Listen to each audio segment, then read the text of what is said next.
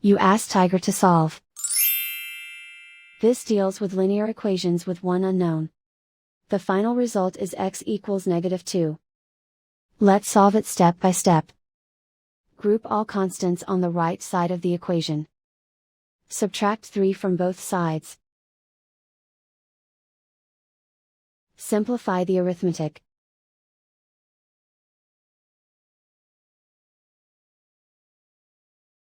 Isolate the x.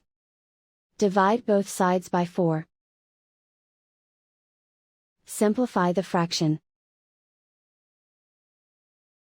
Find the greatest common factor of the numerator and denominator. Factor out and cancel the greatest common factor. And so the final result is x equals -2.